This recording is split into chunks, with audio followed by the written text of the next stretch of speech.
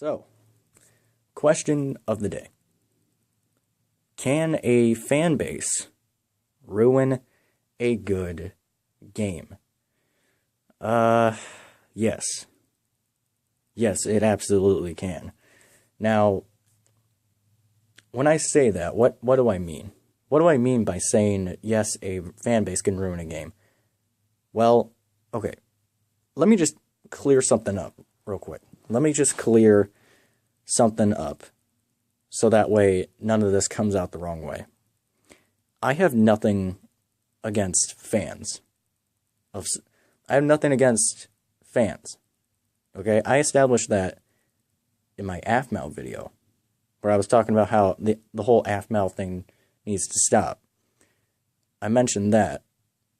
I have nothing against fans. Like, you can be a fan of whatever you want.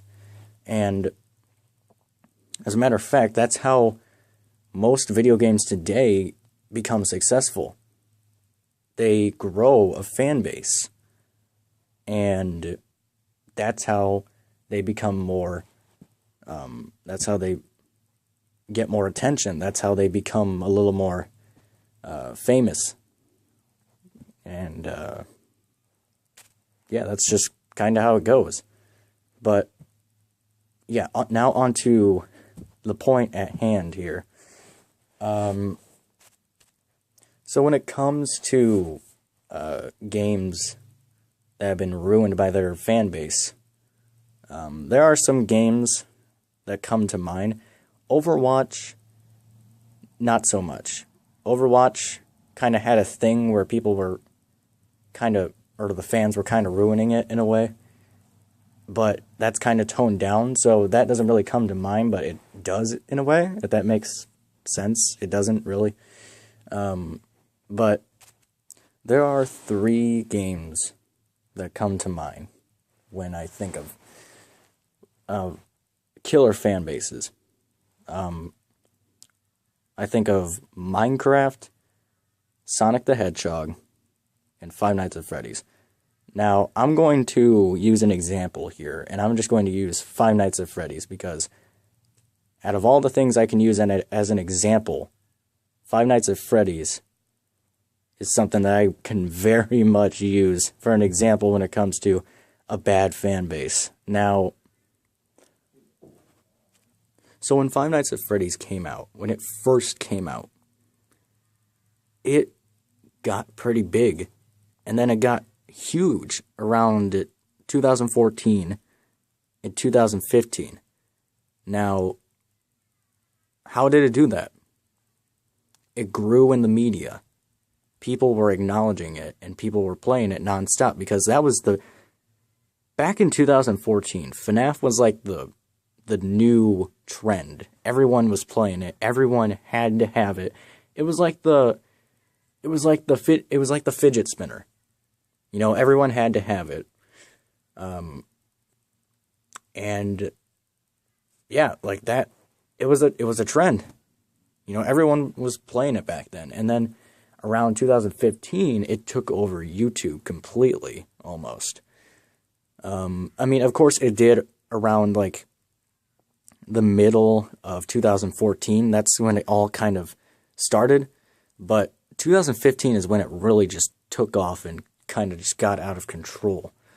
And fans eventually started doing things with that product, which is Five Nights at Freddy's. They did stuff with that product that kind of ruined it for everyone else. Some of them made pretty bad animations. Others made just awful drawings of it. And now, not all of them did this. Some of them made animations for that game, and some of them are actually pretty good. And I watched some of them. Some of them are actually pretty funny. Like Tony Cryanite makes probably the best Five Nights at Freddy's animations, and he's still making them to this very day. But yeah, there are some pretty bad ones. And I mean bad ones. Now, I'm not going to go into specific detail on it, but that's all I'm going to say about that. And I think, I don't know, it's because of the fact that people decide to do just odd things with it, if I can say that. But yeah, that is a sign. And then on top of that, sorry, I know I just said that's a sign, and I'm not going to continue on that, but that's because I've got another point to make about this. So I guess if you want to say normal fans who liked the games for the content that it held, they couldn't like play it without knowing that, oh, Chica is with Bonnie now all of a sudden, or something like that. Like, that's what the fans do. That's what some of the fan bases do. They take what all kinds of, like, they took the scariness out of Five Nights at Freddy's. Like, I'm not joking. They did that. They literally did that by drawing sexy abs on Foxy, or, like, God, I don't know, making a porno out of it. I haven't searched it up. Sorry, I haven't searched it up, but I guarantee that kind of stuff exists. I'm not going to attempt it, but I guarantee it does exist. So when other fans started noticing that, that kind of started a decline in that kind of stuff, and then eventually FNAF became kind of a cringy thing. And same could be said for another game like Minecraft or Sonic or something like that. Like, the fan bases for those games, they did exactly what the fans did with Five Nights at Freddy's. They took the content and just made it into their own personal thing. And then so that other fans, when they see this kind of stuff, it kind of ruins the experience of the game that they want to play. So, like, okay, I'm going to use another example, if this isn't coming off right. Like, remember when Minecraft used to be playable? And I'm not saying that it's not playable now. You can still play it. People still play it today, and, you know, that's perfectly fine. But people get, like, bullied now for playing it. And that wasn't the case like 4 or 5 years ago, because back in, like, I don't know, like maybe 2012, everybody was playing that game. And it's kind of like Five Nights at Freddy's in a way, except this one's been around for much, much longer. And the things that the fans have done to that game over the course since 2009 is ridiculous.